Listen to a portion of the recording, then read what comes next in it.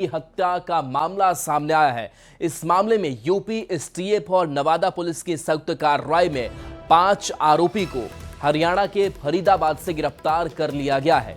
जानकारी के मुताबिक फतहा गांव से अपराधियों ने 14 साल के सूरज कुमार को अगवा कर लिया था। उसके बाद परिजनों से 30 लाख रुपए की फिरौती की मांग की गई थी। पुलिस ने मामले की जांच करते हुए कुल 5 आरोपियों को हरियाणा के फरीदाबाद से गिरफ्तार कर लिया है। अभियुक्तों ने पुराने विवाद में हत्या की घटना को अंजाम देने की बात स्वीकार की है। फिलहाल सभी गिरफ्तार अभियुक्तों को नवादा पुलिस लाने के लिए फरीदाबाद के लिए निकल चुकी है।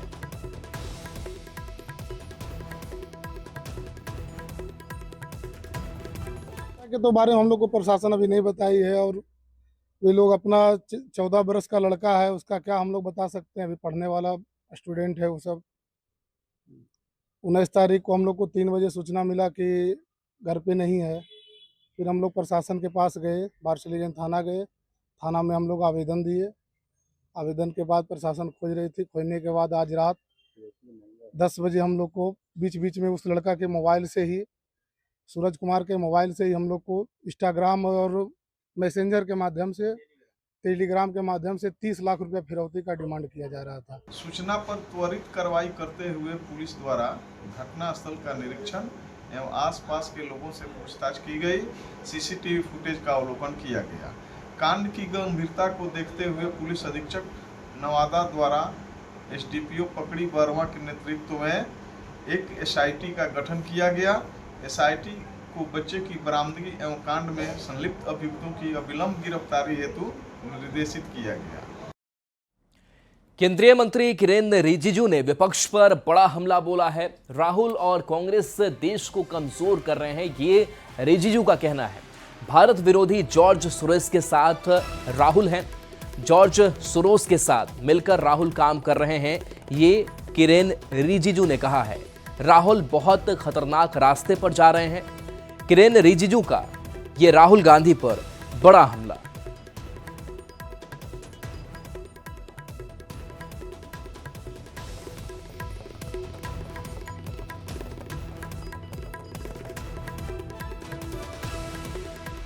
कांग्रेस पार्टी चुनाव नहीं जीत सकते हैं तो भारत के विरोधी कई ताकतें हैं,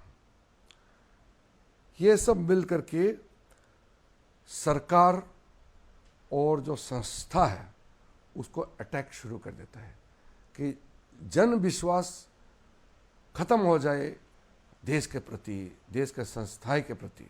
जुडिशरी को कमज़ोर करने के लिए लोगों ने बार बार बोला है कि इंडियन जुडिशरी बिक चुका है। फिर ये कहते हैं कि इलेक्शन कमीशन बिक चुके हैं। फिर बोलते हैं कि सरकार चोरी करके सरकार बनाया है। तो ये जब देश को कमज़ोर करने के लिए कोई योजना बनाते हैं, कोई षड्यंत्र रचाते हैं, तो देश का जो सरकार का क्रेडिबिलिटी, देश में जितना इंस्टीट्यूशन है उसका क्रेडिबिलिटी को जब आप अटैक करते हैं तो फिर आंदोलन खड़ा होता है। तो इस तरीके का ये मानसिकता, ये लेफ्टिस्ट मेंटेलिटी से जोड़ते हुए ये लोग काम कर रहे हैं। राहुल गांधी से पहले कई कांग्रेस के नेता थे, करप्ट थे होंगे या कमज़ोर थे होंगे, अच्छे थे होंगे, अलग अलग होते हैं, मगर देश को कमज़ोर करने के लिए काम नहीं किया।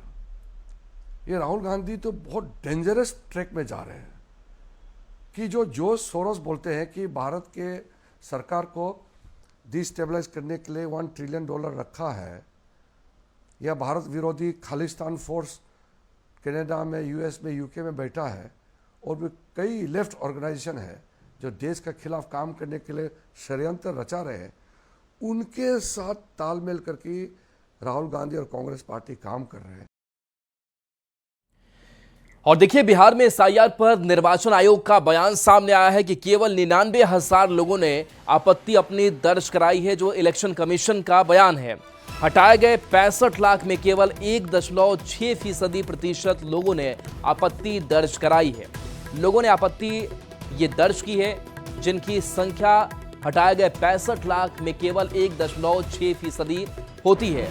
सूची में 4 से 5% गलती सामान्य मानी जाती है। ये इलेक्शन कमीशन का कहना है केवल 2 बूथ लेवल एजेंट ने शिकायत दर्ज कराई है। तो ये पूरी जो जानकारी डेटा है वो रखी गई है कि जो 65 लाख के करीब नाम हटाए गए हैं उसमें से केवल और केवल 1.6% लोगों ने अपनी आपत्ति दर्ज कराई है और इस सूची में 4 से 5% गलती सामान्य मानी जाती है और केवल 2 बूथ लेवल एजेंट ने अपनी शिकायत दर्ज कराई है।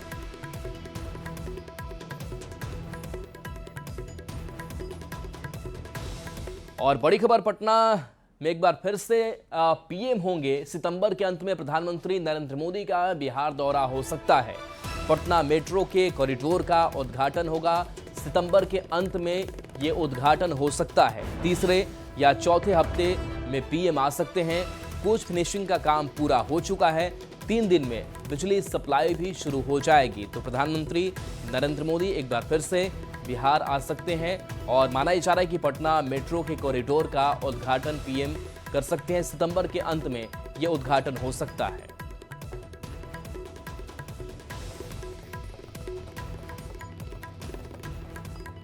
आर्थिक सुधारों पर पीएम मोदी का बड़ा बयान सामने आया है। हम जल्द ही तीसरी बड़ी अर्थव्यवस्था बन जाएंगे।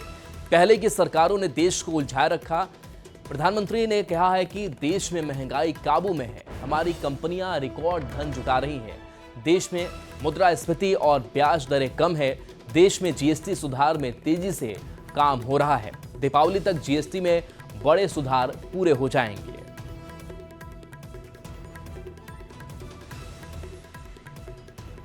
बेगूसराय में तेज प्रताप यादव आरजेडी सुप्रीमो लालू प्रसाद के अंदाज में लोगों को संबोधित किया। तेज प्रताप यादव ने एक बार फिर से कहा कि मेरे साथ धोखा हुआ और कुछ लोग आरजेडी को बर्बाद करने में लगे हुए हैं। उन्होंने इशारों में तेजस्वी यादव और भी कुछ लोगों पर निशाना साधा। उन्होंने कहा कि तेजस्वी राहुल यात्रा करें, हम गांव की पगडंडी पकड़ेंगे। बहुत लोग एसी गाड़ी में चलते हैं, हम जमीनी नेता हैं। इस भाषण को सुनकर लोगों ने खूब तालियां बजाई। तेज प्रताप गाड़ा पंचायत नौला में जनसंवाद कार्यक्रम में शामिल हुए थे। इस जनसंवाद कार्यक्रम में हजारों की संख्या में लोग शामिल हुए। आज जो ठेला चला रहा, जो रिक्शा चला, न्याय होता था। सब लोग अपना अपना ठीक है, तेजस्वी जी राहुल जी अपना यात्रा निकाले हैं, लेकिन हम गांव के पगडंडी को पकड़ना चाहते हैं। हम जमीनिया नेता बनना चाहते हैं। जिस तरीके से हमारे वहां पे कैबिनेट में हम बैठे, गठबंधन की सरकार थी, नीतीश कुमार जी मना कर दिए कि मेडिकल कॉलेज वहाँ छतवारा में हम नहीं देंगे। हम बोलेंगे हम कैबिनेट छोड़ देंगे, हम मंत्री पद से रिजाइन दे देंगे। हम बोलेंगे जब तक, क्योंकि हमने वादा कर दिया था जनता से, तो हमको पूर्ण करना है। और डंके की चोट पे हम कैबिनेट में मुख्यमंत्री से लड़ गए थे। तेजस्वी जी भी थे, हमको तेजस्वी जी रोक रहे थे कि मत बोलो, बवाल हो जाएगा, ये हो जाएगा, वो। लेकिन हम बोले कि तुमको अभी सीखने का जरूरत है, तुमको अभी अनुभव का जरूरत है। तो हमारा छोटा भाई,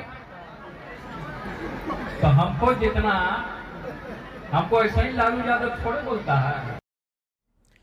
समस्तीपुर के वारिसनगर विधानसभा में एनडीए का कार्यकर्ता सम्मेलन आयोजित किया गया। कार्यक्रम का उद्घाटन मंत्री रत्नेश सदा, सांसद लवली आनंद समेत कई नेताओं ने किया। सम्मेलन में जेडीयू के राष्ट्रीय महासचिव मनीष वर्मा भी शामिल हुए। सम्मेलन में शिरकत करने पहुंचे नेताओं ने एनडीए सरकार की उपलब्धियों को गिनाया। कार्यकर्ताओं से अपील की गई कि वो समाज के अंतिम पायदान तक के लोगों को सरकार की उपलब्धियां बताएं। कार्यक्रम में शामिल हुए जेडीयू के राष्ट्रीय महासचिव मनीष वर्मा ने विपक्ष पर जोरदार हमला बोला। विपक्ष के लोग हैं 2 राजकुमार, विपक्ष के 2 राजकुमार हैं, जगह जगह जा रहे हैं राजकुमार। मैं उनसे कहता हूं कि भाई ये राजतंत्र का दौर नहीं है, ये लोकतंत्र का दौर है। सत्ता यहां योग्यता के बल पे मिलती है, सत्ता इस बात पे नहीं मिलती कि आप किसके पुत्र हैं और वो लोग यही काम करते हैं, लोगों के लिए मेहनत नहीं करते। और जब राजकुमार है, इच्छा रखते हैं राजा बनने की। माता पिता तो हैं, मुख्यमंत्री थे, अब कहते हैं कि चूंकि माता पिता मुख्यमंत्री है तो हमको भी मुख्यमंत्री बनाओ। तो जनता इस बोझ को नहीं ढो पाएगी। और बड़ी खबर हजारीबाग से है। जांबा प्रसाद और कोयला खनन कंपनी का विवाद है। योगेंद्र साव और अंबा प्रसाद पर गंभीर आरोप। कंपनी के अधिकारी धमकी का आरोप लगा रहे हैं। तो धमकी का ऑडियो वायरल होने की भी जानकारी मिली है। बता दें कि धमकी से प्रोजेक्ट कोऑर्डिनेटर की मौत का आरोप है। CBCMPL के अधिकारी यह आरोप लगा रहे हैं। अधिकारी कर्मचारी खुद को असुरक्षित भी बता रहे हैं। ओपी पगार के रेडारी थाने में इस पूरे मामले को दर्ज कराया गया है। तो हजारीबाग से इस वक्त की बड़ी खबर बता रहे हैं, जहां अंबा प्रसाद और खनन कंपनी का यह विवाद है और कंपनी के जो अधिकारी हैं वो अंबा प्रसाद पर धमकी का आरोप लगा रहे हैं और धमकी का ऑडियो वायरल होने की भी बात कही जा रही है। सुशांत हमारे साथ न्यूज 18 संवाददाता फोन लाइन पर है। सुशांत, क्या धमकी और कंपनी के अधिकारी क्या आरोप लगा रहे हैं?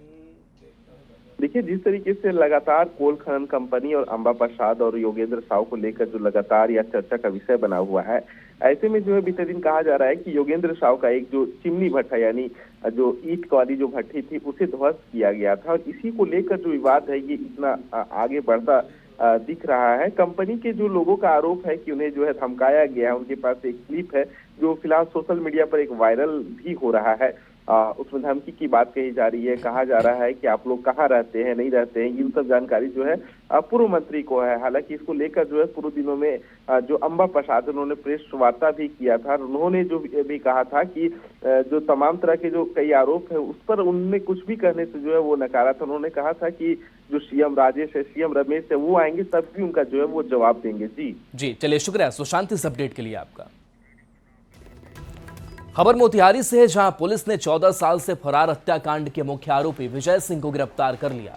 आरोपी 2011 में कारोबारी मोहम्मद सलीम की हत्या करके 3.5 लाख रुपए लेकर फरार हो गया था, जिसके बाद से पुलिस आरोपी को पकड़ने के लिए लगातार कार्रवाई कर रही थी और इसी कड़ी में कार्रवाई करते हुए पुलिस ने 14 साल बाद आरोपी को गिरफ्तार कर लिया। ढाका थाना अंतर्गत भगवानपुर चौक जो बरगनिया रोड में स्थित है, वर्ष 2011 में वहाँ पे एक मछली व्यवसायी सलीम जी थे, उनकी हत्या हो गई थी। इस हत्याकांड में 10 अभियुक्त शामिल थे। इसी हत्याकांड में विजय सिंह जो कि जिला परिषद शिवहर के चेयरमैन हैं, उनकी गिरफ्तारी माननीय न्यायालय से वारंट प्राप्त करते हुए की गई है और इन्हें कल माननीय न्यायालय में अग्रसारित किया जा रहा है। अब बात मधुबनी की करेंगे, जहां